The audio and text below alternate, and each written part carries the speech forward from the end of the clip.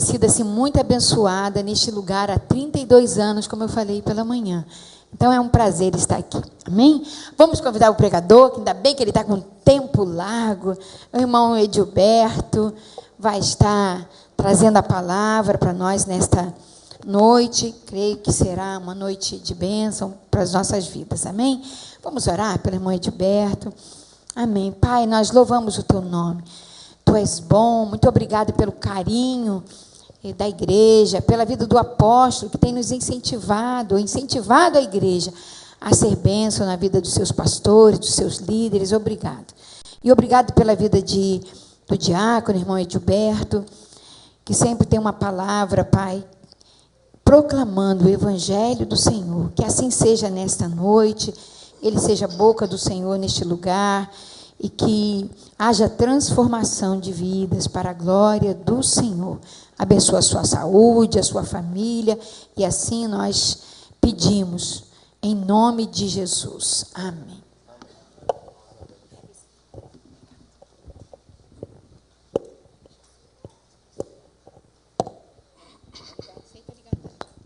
Graça e paz, irmãos. É sempre um prazer estar aqui falando das grandezas de Deus.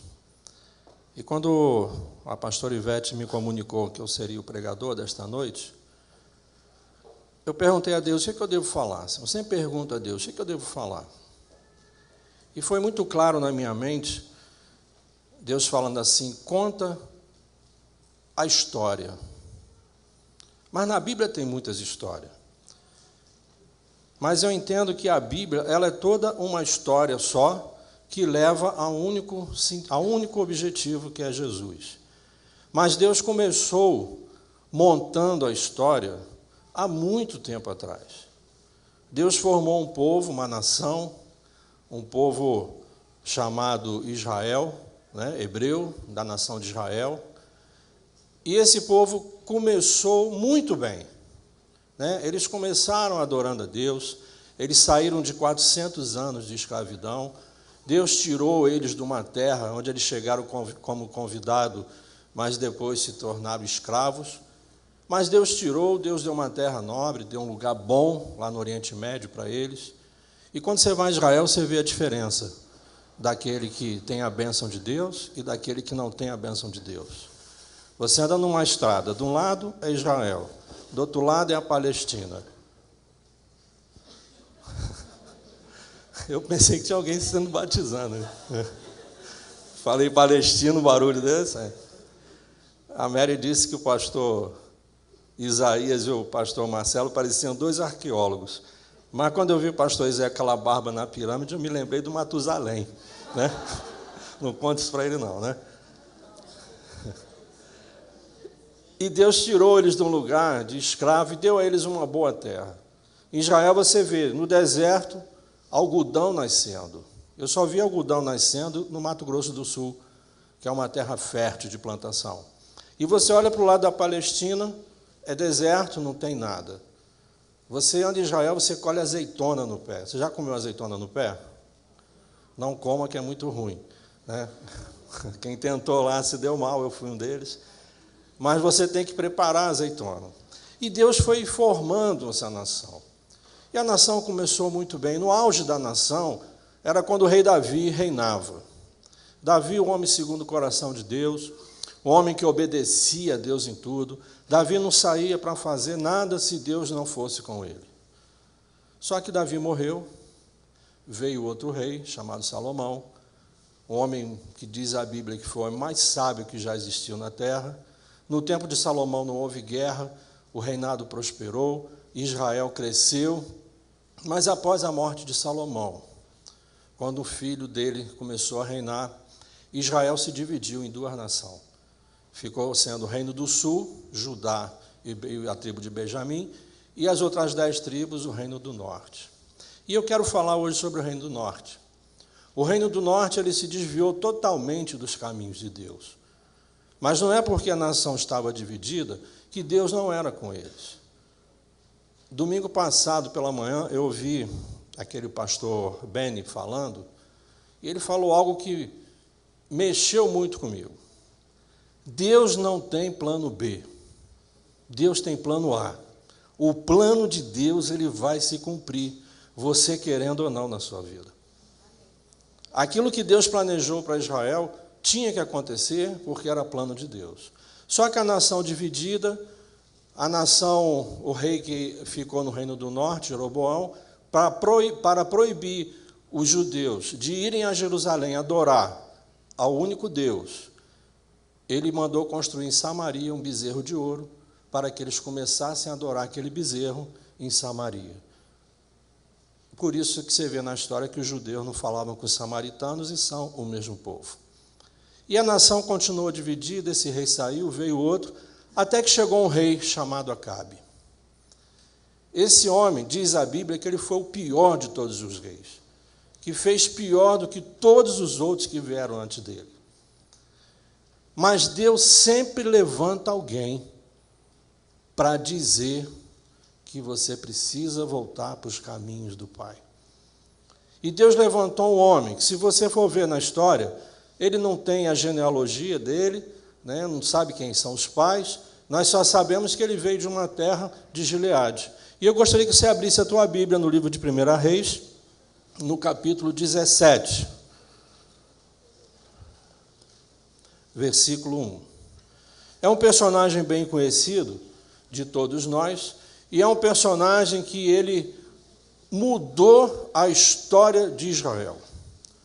Um homem conseguiu fazer com que Israel voltasse a adorar o verdadeiro Deus.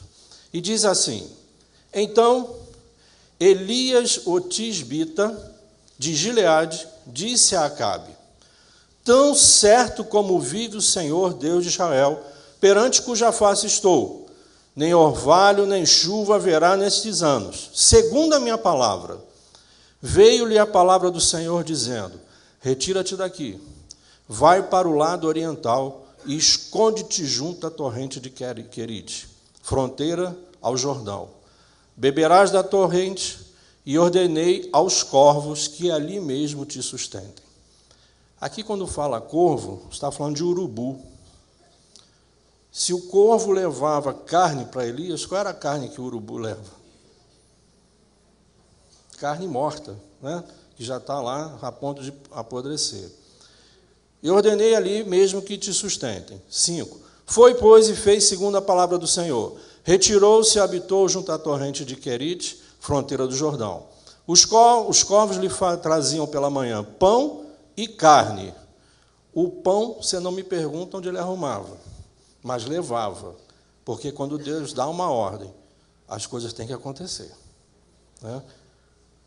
E como também pão e carne ao anoitecer. Bebia da torrente, mas, passados os dias, a torrente secou, porque não chovia sobre a terra. Deus enviou um homem, que você não pega na Bíblia, que começa a falar de Elias, mas antes não diz quem era Elias, como ele chegou a ser um profeta, da onde ele veio, qual é a história dele. Mas a Bíblia fala de Acabe.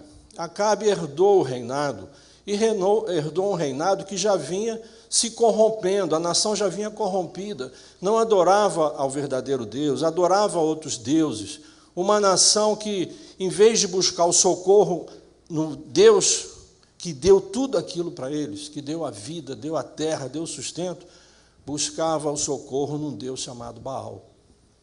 E Acabe, ele se tornou muito poderoso. Ele foi um dos maiores construtores que construiu em Israel. Agora, mesmo conhecendo a Deus, ele fez muitas coisas que desagradaram a Deus, a ponto de Deus mandar Elias ir lá e dizer: não vai chover na terra durante 3 anos e meio. Muitas vezes, irmãos, nós não entendemos as coisas que passamos, mas você pode ter certeza de uma coisa: é Deus que está tratando, é Deus que está preparando você para algo que você não sabe ainda, é Deus cuidando da sua casa, é Deus trazendo palavras como essa, como de outros pregadores, para te alertar, te sacudir e dizer: olha só, eu não tenho plano B, o meu plano é A. O que eu planejei para a tua vida vai acontecer. 1 Reis 16, volta um pouquinho lá. Olha aqui o histórico de Acabe. E fez Acabe 1 Reis 16:30. E fez Acabe, filho de Onre, o que era mal aos olhos do Senhor, mais do que todos os que foram antes dele. Já viu um negócio desse? O camarada era ruim, mas era pior do que todos que vieram antes dele, né? 31. E sucedeu que, como se fora pouco andar nos pecados de Jeroboão, filho de Nebate, aquele que mandou fazer o bezerro de ouro, ainda tomou por mulher a Jezabel, filha de Etibal, rei dos Sidônios, e foi e serviu Baal e o adorou. Levantou o altar a Baal na casa de Baal, que edificara em Samaria. Também Acabe fez um ídolo, de modo que Acabe fez muito mais para irritar ao Senhor, Deus de Israel, do que todos os reis que foram antes dele.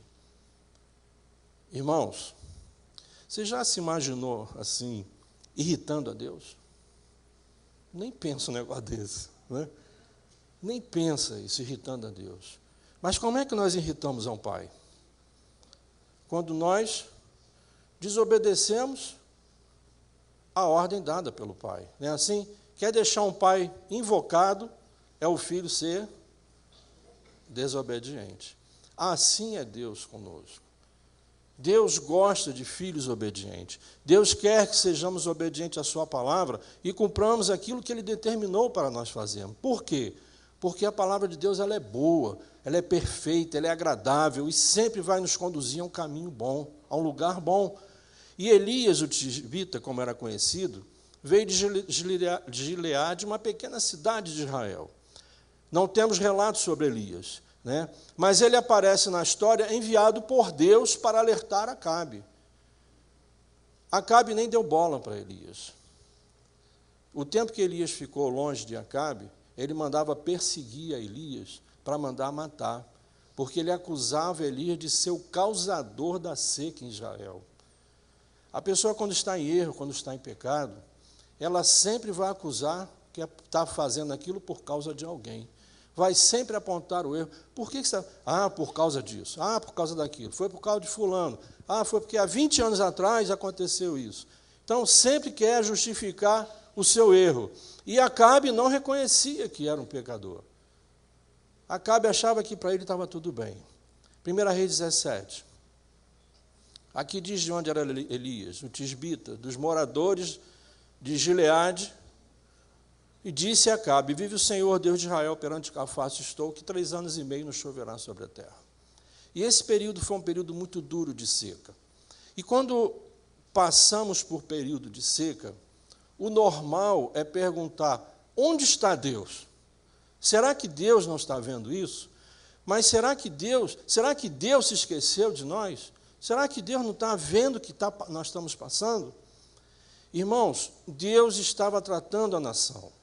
Porque quando terminou o período de 3 anos e meio, a nação de Israel, do Reino do Norte, ele era uma nação idólatra, que adorava Baal e a outros tantos deuses quantos aparecerem. Sabe o que eles faziam? Eles atacavam o povo, e em vez de colocar a sua doutrina, pregar o Senhor como Deus, o único Deus, eles pegavam os deuses daqueles povos e traziam para dentro de casa. Então era pecado em cima de pecado, erro em cima de erro, mas Deus estava tratando. E nesse ponto aqui de 3 anos e meio de seca, irmãos, quanto tempo está São Paulo sem chuva? Alguns meses, né? Você imagina se ficar 3 anos e meio sem chuva? O que vai acontecer em São Paulo? Onde é que está Deus? Será que Deus não está vendo isso? Por que Deus permitiu? Aí vai culpar a presidente, vai culpar os deputados, vai culpar todo mundo, governador, e principalmente a Deus, que não está abençoando a terra. E as pessoas, nesse período de luta, eles começam a buscar a Deus como Israel começou. Querer saber onde estava Deus. E pedir a Baal, pedir aos outros deuses, pedir a todo mundo. E às vezes lembrava de Deus. E por que Deus nos abandonou? Só que quando Elias voltou novamente, ele fez um voto. E ele chamou os profetas de Baal, que Acabe, junto com sua mulher, tinha instituídos. E colocou esses homens no Monte Carmelo, vocês conhecem muito bem a história. E Elias falou o seguinte: o Deus que fizer descer fogo do céu e consumir esse altar, que estava com o animal ali, é o verdadeiro Deus. E diz o texto, você pode ler na história, que os profetas de Baal, 450, ficaram à tarde até quase anoitecer, se mutilando, clamando, pedindo a Baal que mandasse fogo do céu. E Elias, imagina essa cena, sentado numa pedra, vocês estão falando muito baixo, clama mais alto, talvez ele esteja dormindo, depois você vê na sua Bíblia, ele deve estar ocupado, clama mais alto, mas não aconteceu nada. Mas quando Elias orou, na vez dele, eu creio que ele mal terminou a oração, e desceu um fogo do céu, e consumiu aquele altar. Sabe o que a nação começou a gritar depois disso? Só o Senhor é Deus, só o Senhor é Deus, só o Senhor é Deus. É assim que nós fazemos quando a gente sai da aprovação, sim ou não? Só o Senhor é Deus, mas na luta, cadê Deus? Mas quando nós vemos a provisão de Deus, começamos a dar glória a Deus. Irmãos, Elias foi uma pessoa tão importante que ele mudou a história de Israel. Israel deixou de ser uma nação que adorava vários deuses para até hoje, na história, adorar o mesmo Deus que nós adoramos. Eles só não creem em Jesus, mas eles adoram o Deus Criador dos céus e da terra. E Elias foi esse homem usado por Deus. Mas o que acontecia na nação é que havia o pecado reinava, e o pecado da idolatria, o pecado, quando você está longe de Deus, você começa a fazer coisas que você não faria se estivesse no caminho do Senhor, não é verdade? Você começa a pecar, a mentir, a roubar, a matar, e a nação de Israel era assim. Era uma nação que estava totalmente entregue ao pecado. Mas olha que interessante, lembra que eu falei que Deus estava escrevendo a história? Deus precisava que a nação de Israel voltasse a adorá-lo como o único Deus. Agora você vai andar um pouquinho. 850 anos depois, Deus envia outro homem à terra para anunciar: vocês precisam se consertar. Vocês precisam abandonar o pecado e voltar-se para Deus. 800 anos depois, Deus enviou Jesus, seu próprio filho, seu único filho, unigênito filho. Quando você fala unigênito, que é da mesma essência de Deus, é diferente de único. Ele é unigênito, só tem ele. Né? João 3,17, olha o que diz aí. Porque Deus enviou o seu Filho, não para que condenasse o mundo, mas para que o mundo fosse salvo por ele. Novamente, a nação estava corrompida em pecado. Em Israel, a religiosidade imperava naqueles homens. Eles davam muito mais valor aos rituais judaicos do que em agradar a Deus. Aí vem Jesus, né, que começa a curar nos dias de sábado, começa a fazer milagres, começa a anunciar que o reino de Deus chegou, que eu tenho uma nova aliança, e começa a pregar. Esses homens que detinham o poder, que tinham a autoridade até de mandar matar, não de executar a morte, começaram a perseguir Jesus. Mas Jesus falava a verdade, mas eles não queriam, eles não receberam. Você sabia que para o judeu a nova aliança para eles foi quando Deus deu no Monte Sinai as tábuas da lei? Eles não aceitam Jesus, eles veem Jesus como mais um. E naquela época que Jesus veio, realmente era assim, muitos messias se levantaram. E a nação queria um que fosse um cara valente, brigão, né? Um homem que tirasse Israel do domínio romano. Só que Jesus vem, começa uma mensagem: se alguém te der um tapa no rosto, você dá o outro rosto. Se alguém tomar o teu casaco, dá o outro casaco, dá a blusa para ele. Se alguém te obrigar a caminhar 1 milha, você vai andar 2 milhas. Você tem ideia por que Jesus falou isso? Para nós não tem muito sentido. Mas naquela época, o que acontecia? Quando os soldados romanos chegavam das suas cruzadas e iam entrando em Israel, se ele visse algum judeu pelo caminho, o judeu, por lei, era obrigado a carregar as armas dele por 1 milha. E se tivesse frio, ele tomava o casaco do judeu e vestia o casaco. E se ele não aceitasse, ele apanhava na cara. Eles queriam um que acabasse com isso. Só que Jesus veio dizendo: o meu reino não é deste mundo. Eu não vim para julgar o mundo. Eu vim para salvar o mundo. Eu vim para dizer que eu sou o caminho, eu sou a verdade, eu sou a vida, e ninguém vai ao Pai a não ser por mim. E Jesus começou a anunciar.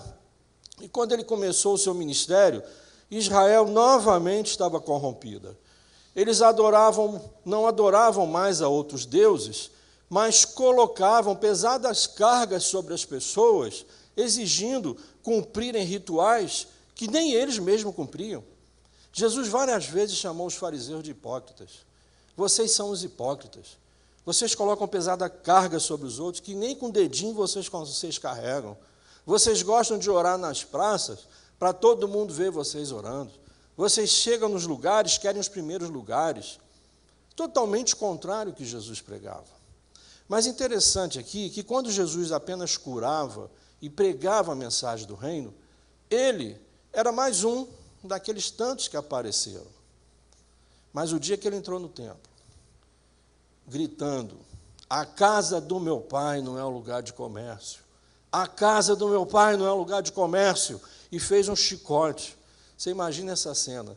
Se você pensa Jesus um cara muito mansinho, Jesus era muito folgadinho, porque ele discutia com os fariseus, só que o argumento dele não tinha como os fariseus contradizê-lo. E ele saiu expulsando os comerciantes. Sabe o que aconteceu com isso? Os olhos das pessoas foram abertos. As pessoas começaram a ver o que estavam se fazendo na casa de Deus. A partir desse dia, Jesus passou a ser para eles um inimigo. Não mais uma pessoa que apenas incomodava, mas um inimigo que alertou as pessoas do caminho errado. Tem pessoas que nós vamos conversar, às vezes você vai conversar com ela, vai alertar, vai falar, ela fica invocada, ela fica triste, porque você tocou numa ferida. Mas quando é Deus falando, é para restaurar. Quando é fofoca, não. Mas quando é Deus, é para restaurar, é para ajudar.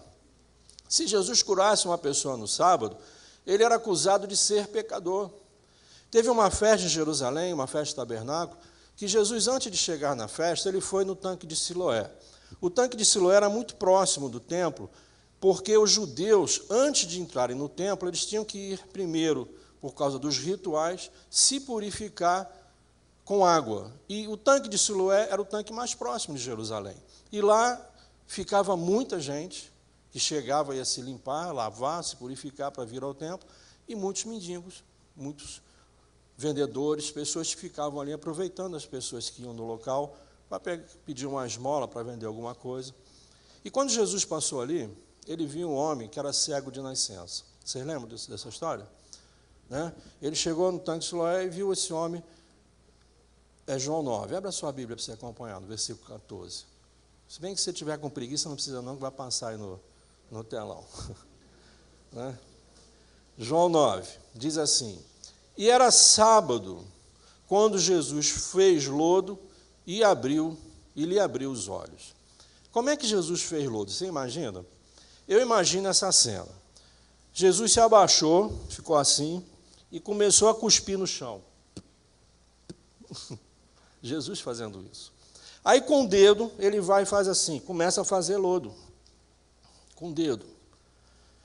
E pegou aquele lodo, passou nos olhos do cego e falou para ele: vai lá no tanque de Siloé e se lava. E o homem foi lá e começou a enxergar. Os fariseus, quando souberam disso, eles ficaram irados, ficaram com raiva de Jesus. Agora, eles ficaram com raiva de Jesus porque ele curou o cego? Sim ou não? Eles ficaram com raiva de Jesus, porque ele se abaixou e com o dedo fez lodo, e era um dia de sábado, e o dia de sábado, segundo a lei de Israel, não poderia se fazer nenhum tipo de trabalho. E eles começaram a questionar o cego: quem foi o homem que te curou? Ele é um pecador. Não, ele não, só quem trabalha no sábado é um pecador. Eles não olhavam as coisas, o lado bom da história, mas olhavam o lado negativo. Você já viu alguém assim? Nunca vê o lado bom da coisa, só vê o lado ruim do negócio? né? Não tem lado ruim, mas para eles tinha, que Jesus trabalhou no sábado desobedecendo a lei. Isso para eles era crime de morte. No versículo 18, tornaram, pois, também os fariseus a perguntar-lhe como vira, e ele lhes disse: pôs lodo sobre os meus olhos e lavei-me, agora vejo. Então alguns dos fariseus diziam: este homem não é de Deus, pois não guarda o sábado, diziam outros. Como pode um homem pecador fazer tais sinais? E havia entre eles distinção. Agora o homem que era cego, ele era um cego de nascença. Nessa discussão toda, você vai lendo no contexto, ele fala assim: eu nunca ouvi que um homem pecador pudesse abrir os olhos de um cego de nascença. E aqueles fariseus expulsaram ele da sinagoga. Você está querendo nos ensinar? Saia daqui, você nasceu cheio de pecado e vem aqui querendo nos ensinar. E expulsou o homem da sinagoga. E Jesus veio para restaurar o reino de Deus. Ele veio trazer vida, ele veio dizer para aqueles que estavam mortos, e até hoje diz para os que estão mortos por causa do pecado, que ele é a vida, que ele traz a vida. Teve uma situação em que um homem chegou para Jesus e falou: Senhor, eu quero te seguir, eu vou te seguir para onde o Senhor for. Aí ele falou para o escriba: mas eu não tenho lugar para morar, eu durmo no templo. E eu vou dizer para você, quase afirmando isso, que mais de 80% do ministério de Jesus ele dormiu na rua. Ele, quando ia a Jerusalém, dormia no Monte das Oliveiras. E o travesseiro de Jesus era muito legal. Era uma daquelas pedras que a gente viu lá em Israel, redondinha, né? E com certeza dormia encostado sobre uma pedra. E ele falou: o filho do homem não tem lugar para encostar a cabeça. Aí logo em seguida vem um adulto: Senhor, eu quero te seguir, mas deixa primeiro eu enterrar meu pai. E Jesus fala para ele algo assim que parece chocante, mas ele fala: deixe que os mortos enterrem os seus mortos. Eu custei muito a entender isso, mas hoje eu entendo bem. E o que Jesus queria dizer é o seguinte: que aquele que não tomou a posição, uma posição diante de Deus, para Deus ele já está condenado, para Deus ele já está morto. Por isso Jesus falou: deixe que os mortos enterrem os seus mortos. E a história continua. Agora, para o homem ser de Deus, receber a proteção de Deus, Jesus começou anunciando o reino. Ele começou a dizer que o reino de Deus é chegado a vós. E as coisas aconteciam onde ele estava, e multidões seguiam a Jesus. Muitos, na verdade, seguiam porque queriam receber alguma coisa, mas a maioria queria uma mudança de vida. E, Senhor, o que eu preciso fazer para ser salvo?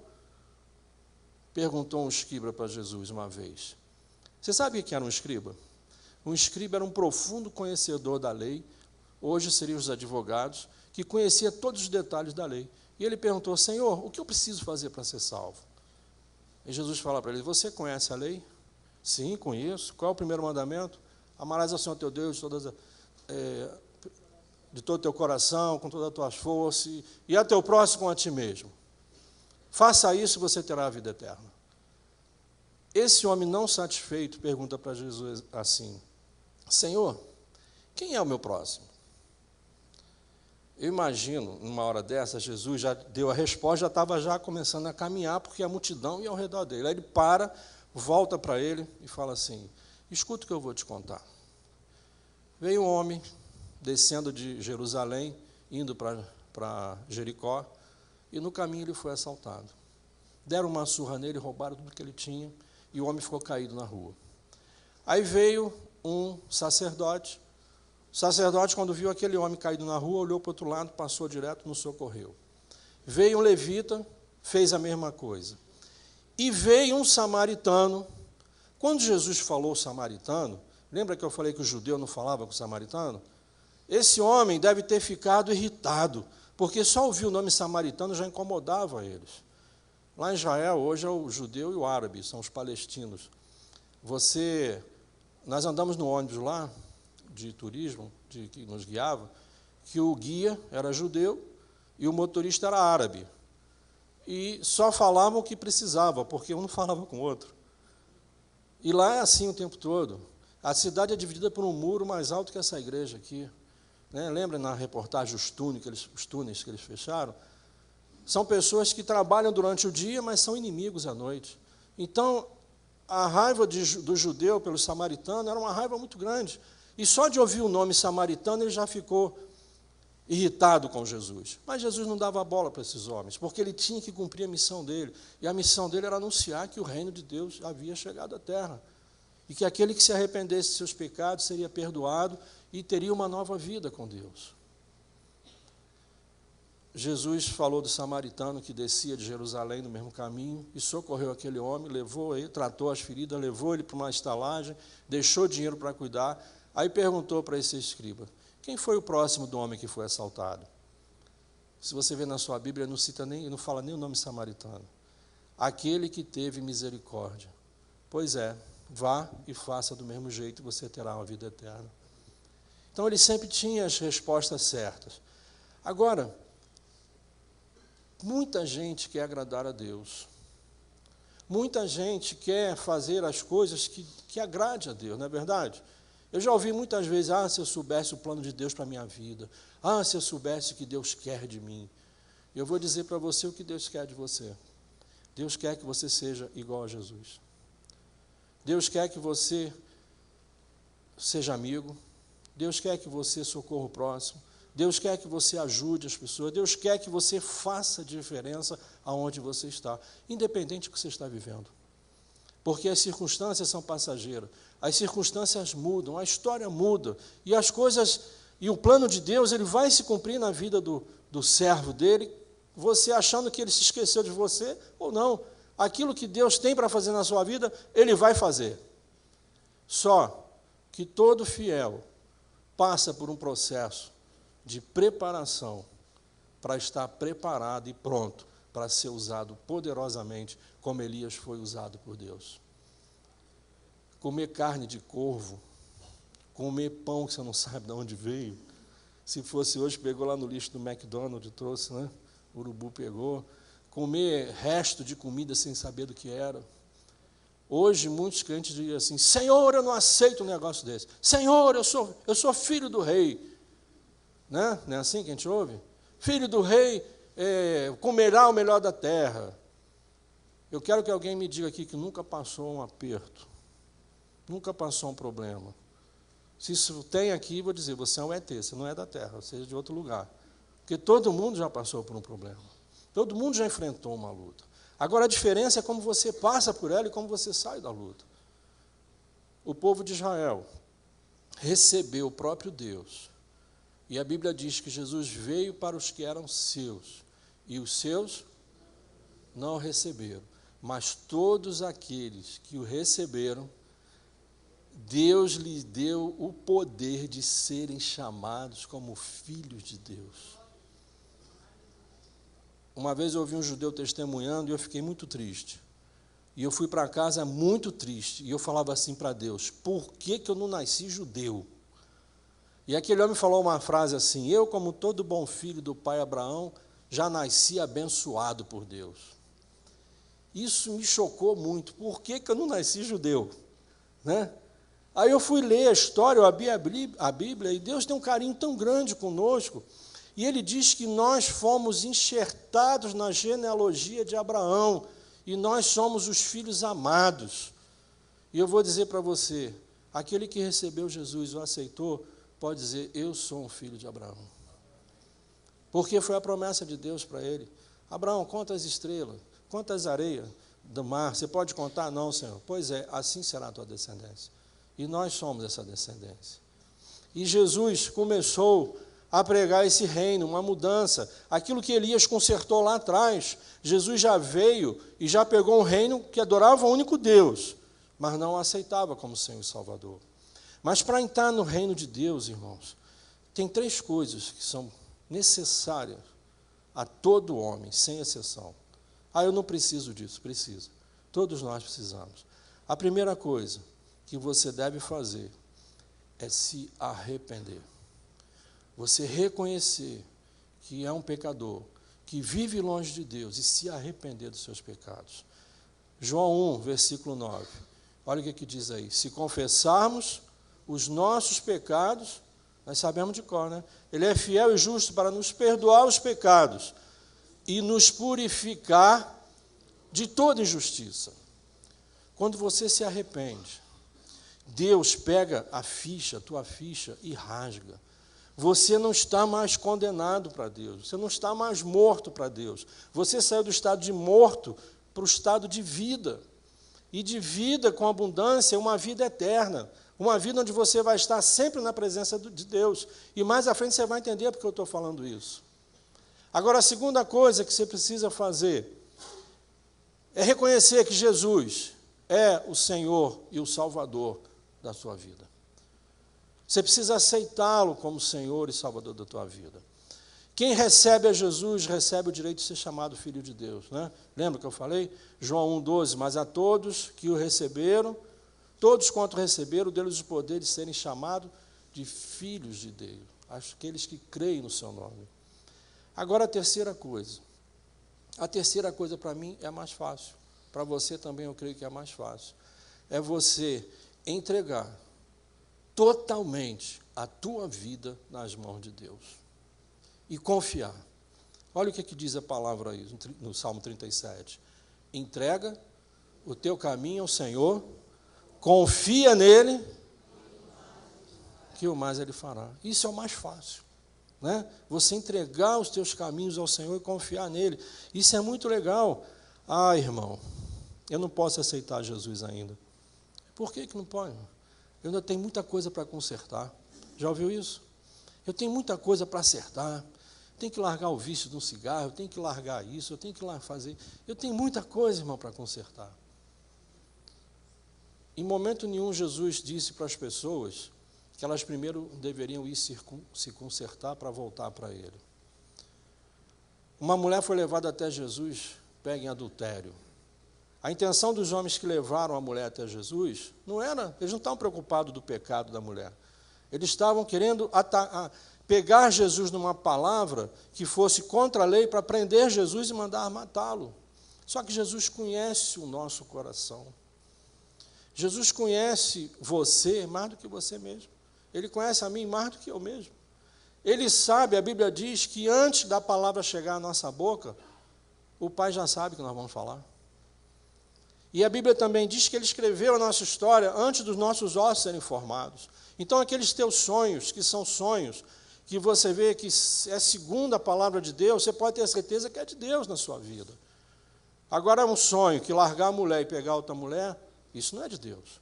Porque lá no livro de Malaquias, onde a pastora estava lendo, Deus fala, eu odeio o divórcio, né? Se você ora segundo a palavra de Deus, você tem que acreditar que você vai receber, porque Deus ouve. Então, você, para receber a favor de Deus, para entregar o seu caminho a Deus, se arrepender, aceitar Jesus, você tem que vir como você está. Essa mulher foi trazida até Jesus, e as pessoas acusavam essa mulher, as pessoas gritavam com ela. Eu creio que ela foi trazida, agarrada pelo braço e lançada em frente a Jesus, e Jesus não se mexeu e nem levantou a cabeça para olhar para esses homens. Ele só disse uma frase, qual foi? Aquele que não tiver pecado, atire a primeira pedra. O que aconteceu, irmãos?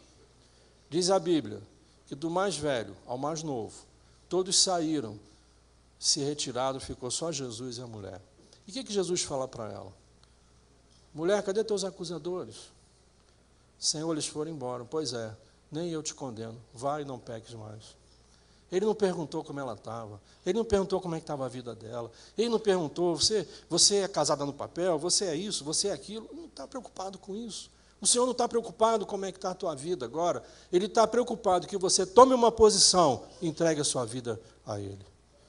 É isso que Deus quer, por isso que o Senhor te trouxe aqui nesta noite. Agora, quem era Elias? Voltando lá para Elias. Será que ele não tinha erros? Será que Elias era um super crente? O que você acha? Poxa, um homem que matou 450 profetas lá no Monte Carmelo, um homem que restaurou a nação de Israel adorando o único Deus. Esse Elias era o cara, esse homem era santo, né? Abra sua Bíblia em Tiago 5, 17. Olha o que diz aí.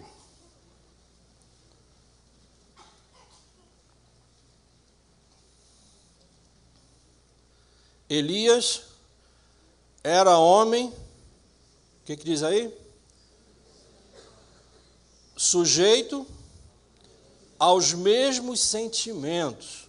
Elias era um homem, igual a mim e a você, sujeito aos mesmos sentimentos, os mesmos desejos, as mesmas ansiedades, os mesmos erros que os homens cometem. Elias era um homem sujeito às mesmas paixões. Ele orou com constância para que não chovesse sobre a terra, e por 3 anos e 6 meses não choveu. Deus, quando chamou Elias, falou: Elias, larga esse negócio, para de fazer isso, vai lá porque eu tenho uma obra para você. Não. Quando Deus chama alguém, você vem como está, porque Ele vai mudar a tua história, Ele vai consertar a tua casa, Ele vai tratar de você e fazer de você um vaso de honra, um vaso que não é mais vazio, é cheio e vai te dar vida. E por que Deus escolheu Elias? Ele escolheu porque ele era um homem igual a mim e a você, um homem comum, um homem normal, e Deus o capacitou, e naquela época o Espírito Santo era dado somente a alguns, e Deus colocou do seu Espírito sobre Elias, e Elias com autoridade falava sobre Jesus. E nós estamos estudando na Escola Bíblica Dominical sobre o Espírito Santo, e quando você é revestido do poder do Espírito Santo, você faz coisas que você nunca imaginou que iria fazer na tua vida, como eu estou fazendo aqui, pregando. Coisa que eu nunca imaginei. Deus pega uma pessoa que acha que não é nada, que as pessoas não dão nenhum valor, e transforma essa pessoa num homem ou numa mulher com poder e autoridade para anunciar o reino de Deus. Por isso Deus prepara, por isso Deus vai trabalhando. Agora, Deus escolhe o homem, não é pela aparência.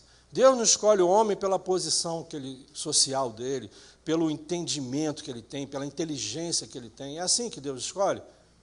Como é que Deus olha para o homem, irmãos? Deus olha para o coração.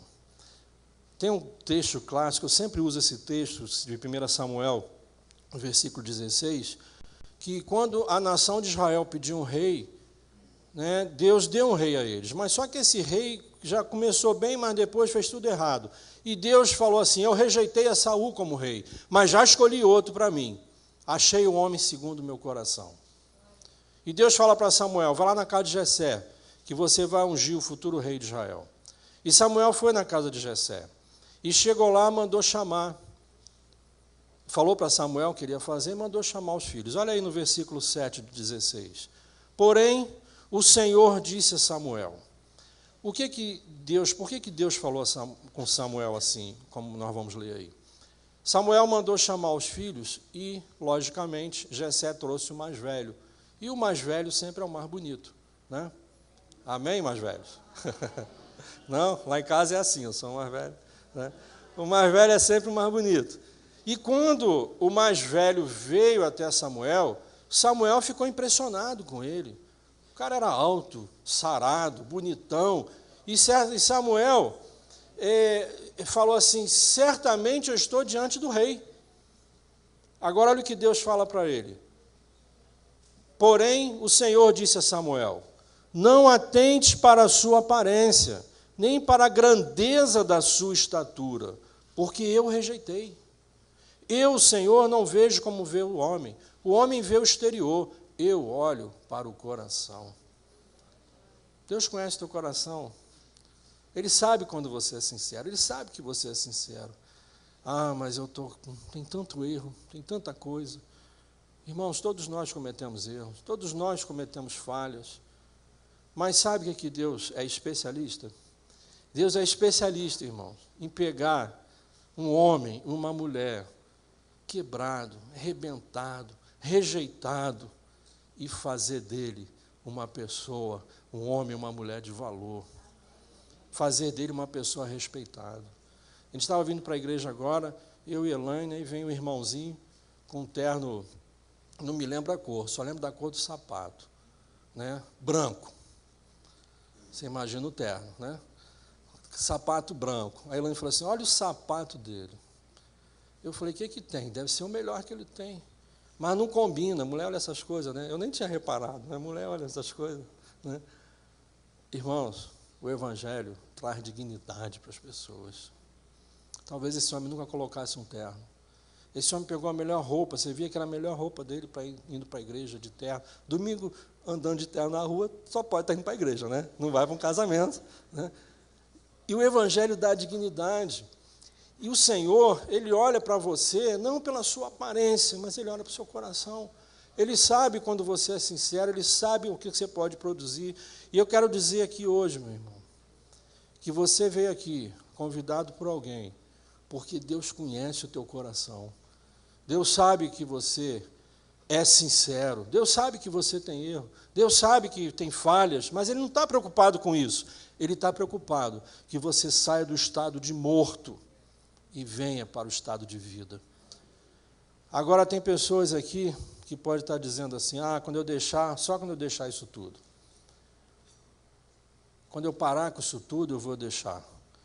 Mas olha, irmão, vou te dizer, você sabe o dia que você vai morrer? Alguém sabe? Quando eu estiver bem velhinho, eu vou para uma igreja e vou aceitar Jesus. Já ouviu isso? Quando eu chegar, que eu aproveitar bastante a vida, eu vou aceitar Jesus e vou para uma igreja. Eu quero dizer para você o seguinte, a igreja não leva ninguém para o céu. A igreja é o lugar onde você se reúne para ouvir a palavra de Deus, porque a fé vem pelo ouvir, e aqui onde você aprende comunhão, aqui onde você aprende a amar o próximo, aqui onde você ouve das grandezas de Deus. Sabe para quê? Para você sair pelo mundo falando aquilo que você aprendeu. Porque quando você está vazio, você não tem o que falar. Mas quando você está na igreja, você ouve a palavra, você é alimentado, vai na escola dominical, você está cheio para pregar o Evangelho. E Jesus veio aqui para ensinar isso. Agora, o que você faria se hoje fosse o último dia de vida seu? Eu vou aceitar Jesus. Mas você não sabe se é hoje. Mas eu vou ter outra chance. Será? Você já foi no velório e perguntou para o morto se ele tem outra chance? Ô morto, você tem outra chance? Não tem, meu irmão. Sabe por quê? Aos homens é ordenado morrer uma vez só. E depois disso vem juízo. Mas tem a reencarnação. Se ensina isso para como é? Amenizar a dor. Vai reencarnar, vai vir no outro. Irmãos, não existe. Morreu, depois disso vem juízo. E você tem que estar diante de Deus. E quando você morre nesse corpo, esse corpo morre, o seu espírito vai ter que prestar contas a Deus. Se você se arrependeu, se você recebeu Jesus como Senhor e Salvador, entregou a sua vida e confiou em Deus, você tem a certeza que você está com o Senhor. Agora, primeiro você precisa se consertar, porque você não sabe quando vai ser o dia da sua morte. E a única forma que o homem tem para consertar a vida é através do arrependimento. Atos 3, olha o que diz no versículo 19. Arrependei-vos e convertei-vos, para que sejam, o que diz aí? Apagados vossos pecados. Aí tem uma vírgula. E que venham tempos de quê? Refrigério. Enquanto tem erro, tem luta. Mas eu não estou em pecado e estou passando luta. Isso é tratamento, é outra história. Mas quando você nunca tomou uma posição diante de Deus, você não tem uma vida tranquila. Porque o diabo, ele veio, segundo Jesus nos disse, para matar, roubar e destruir. Ele veio para roubar a tua paz, ele veio para destruir a tua família e, por último, te levar para o inferno junto com ele. Mas eu ouvi dizer que não tem inferno. Se você ler a Bíblia, você vai ver, porque Jesus várias vezes falou do inferno. Jesus não veio à terra para condenar, ele veio à terra para salvar. Nós lemos lá, mas em João 12:47 diz assim: se alguém ouvir as minhas palavras e não crer, eu não julgo. Sabia?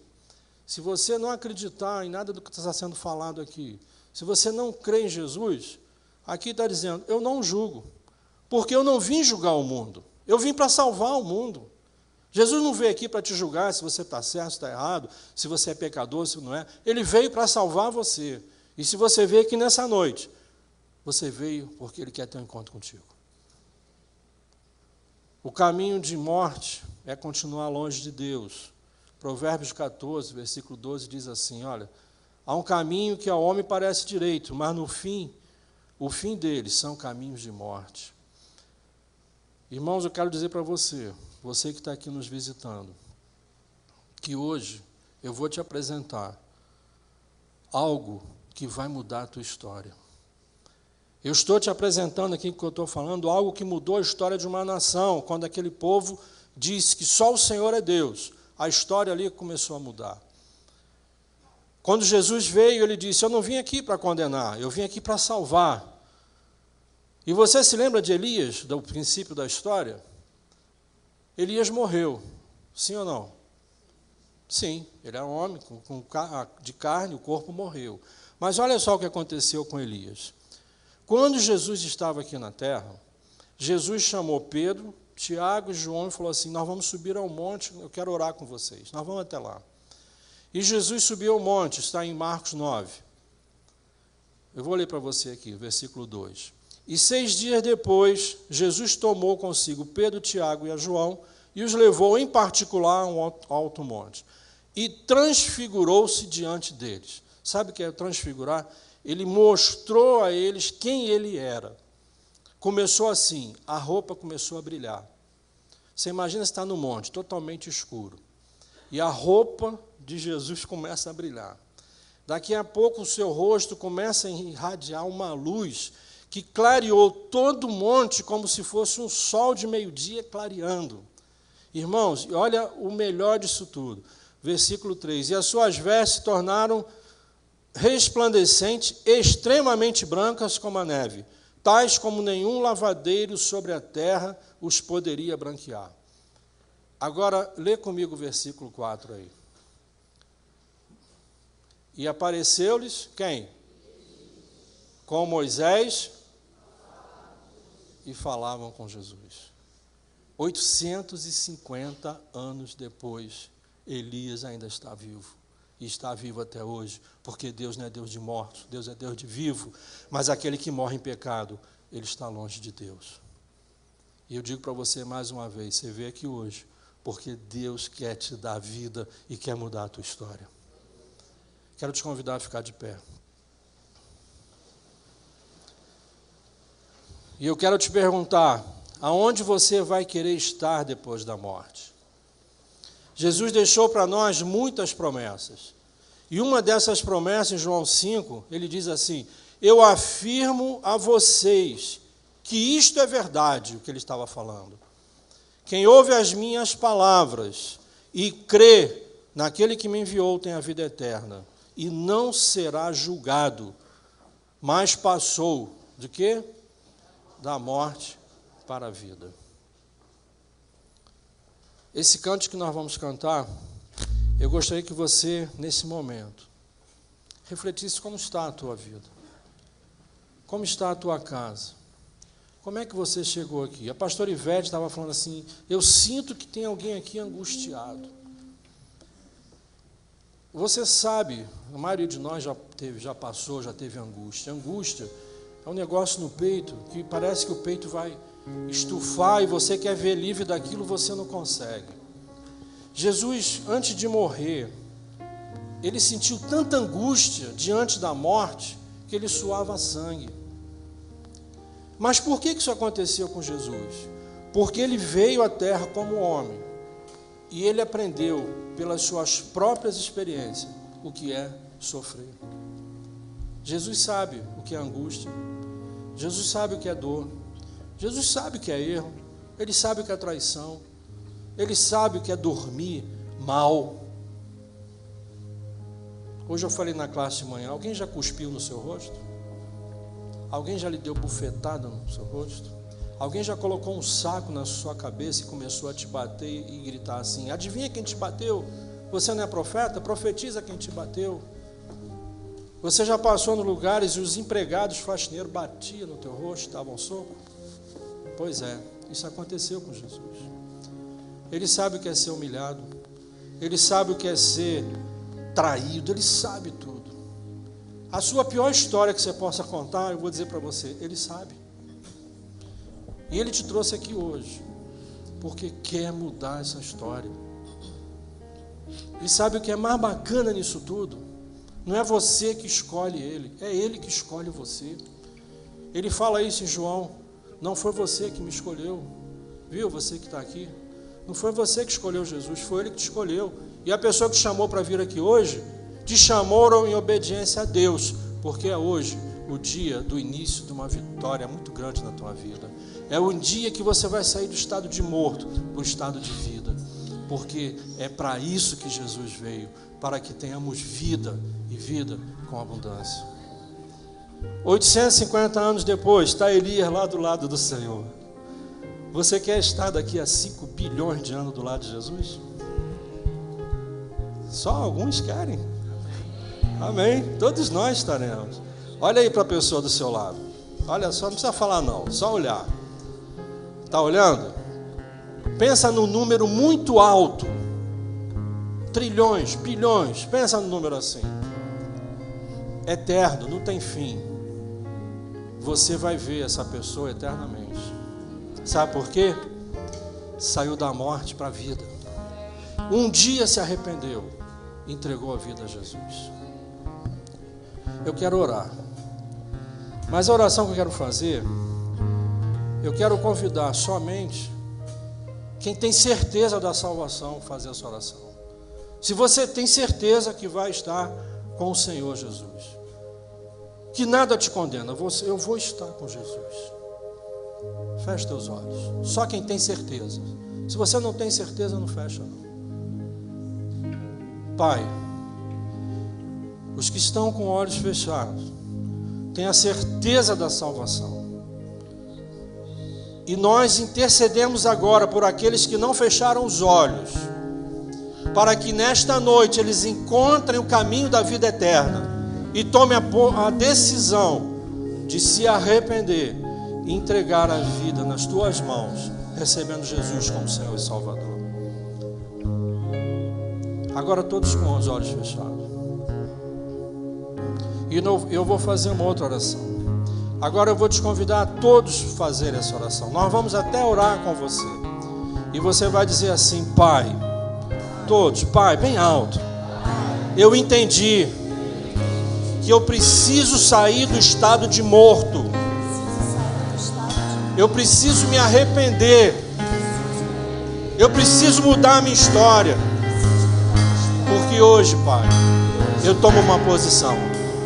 Eu entrego a minha vida nas tuas mãos. Eu me arrependo dos meus pecados e recebo Jesus como o meu Senhor e como o meu Salvador.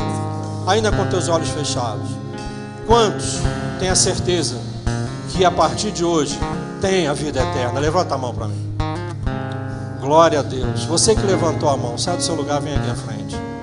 Todos, não tenha vergonha não, sai do lugar, vem aqui à frente. São muitas pessoas, pode sair. Isso, pode sair, sai do seu lugar, são muitos. Pode vir na galeria, pode descer. Antes mesmo de falar, Isso. me amas. Teu amor é bem maior do que eu possa imaginar. Não quero ser. Tem mais Só pessoas. apenas Sai do seu lugar, vem aqui. Não tenha vergonha não, meu irmão. Sai do seu lugar. É o início de uma nova história para a tua vida. Sai do seu lugar, vem aqui. Amor, Senhor, eu venho a ti como um filho que te ama. Tudo que eu quero é estar perto de ti. Nos teus braços eu quero descansar. Correndo irei pra te abraçar, meu Pai. Tu és a minha herança, meu Pai. razão da minha vida, meu Pai. Tudo que eu preciso está em Ti.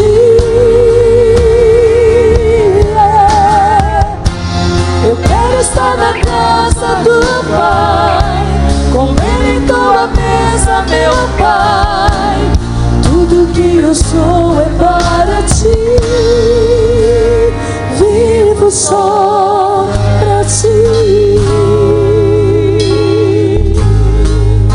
Eu quero fazer mais um apelo.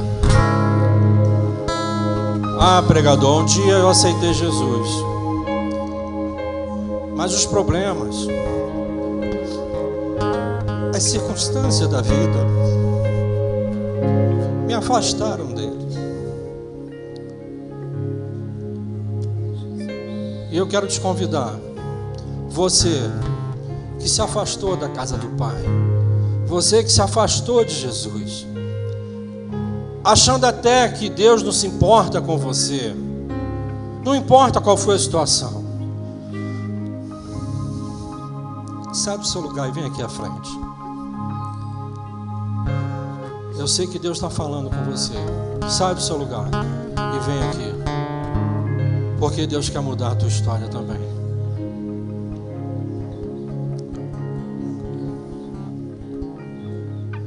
Me conheces,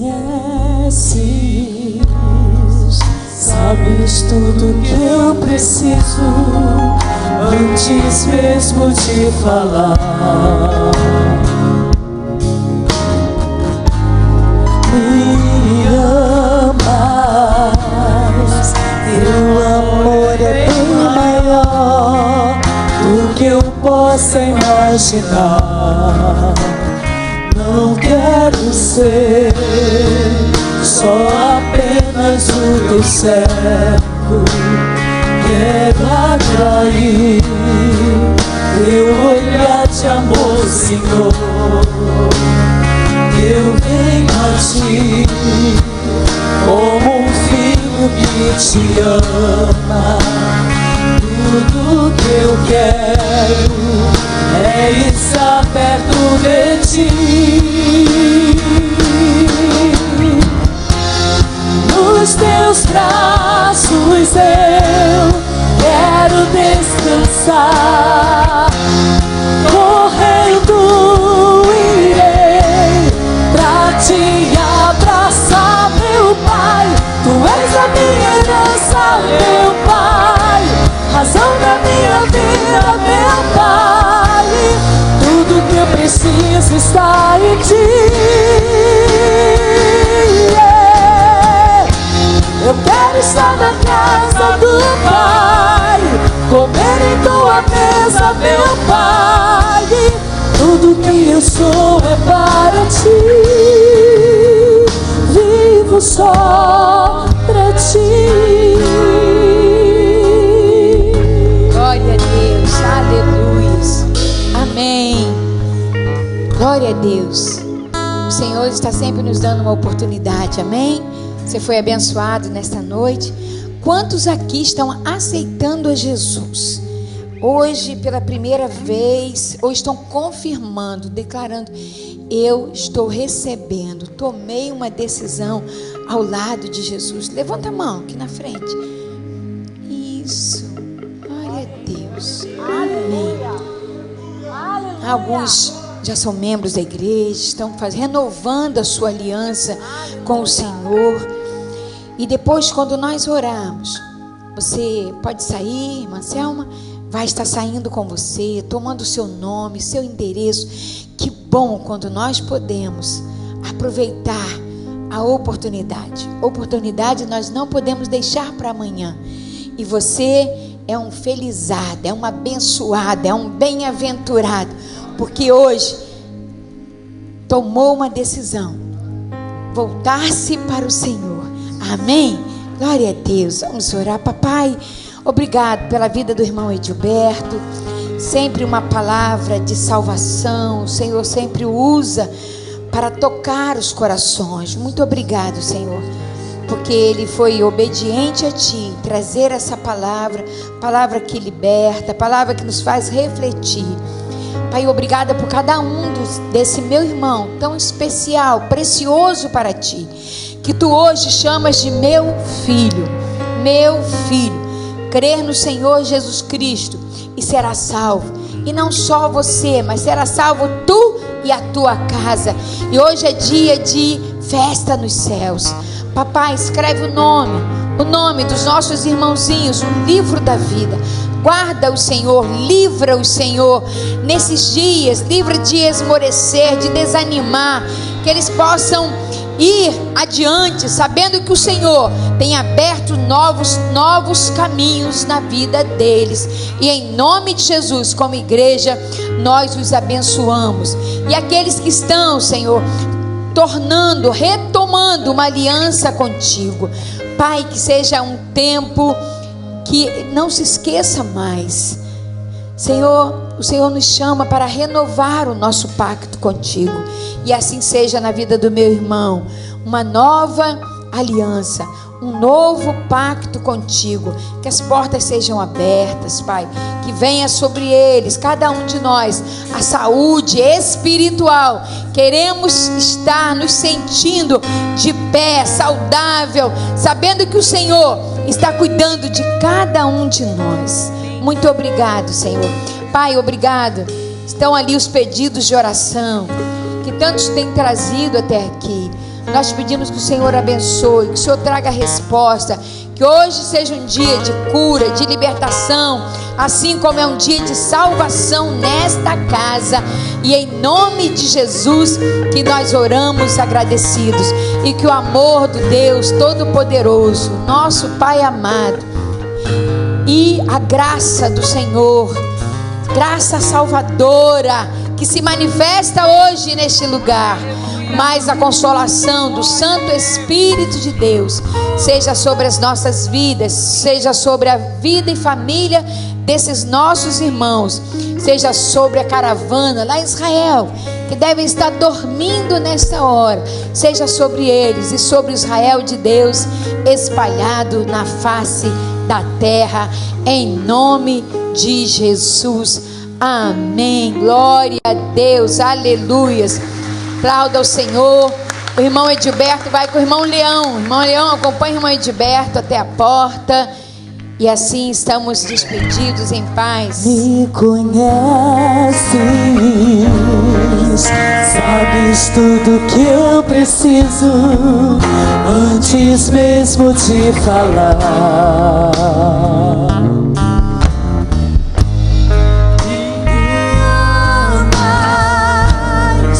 Teu amor é bem maior do que eu possa imaginar. Não quero ser só apenas o teu servo. Quero atrair teu olhar de amor, Senhor. Eu venho a ti como filho que te ama. Tudo que eu quero é estar perto de ti, Senhor. Nos teus braços eu quero descansar. Correndo irei pra te abraçar, meu Pai. Tu és a minha herança, meu Pai, razão da minha vida, meu Pai. Tudo que eu preciso está em ti. Eu quero estar na casa do Pai, comendo em tua mesa, meu Pai. Tudo que eu sou é para ti. Vivo só pra ti.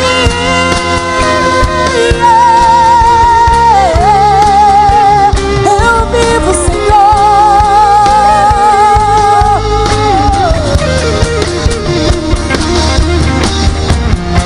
Tu és a minha herança, meu Pai, razão da minha vida, meu Pai. Tudo que eu preciso está em ti. Eu quero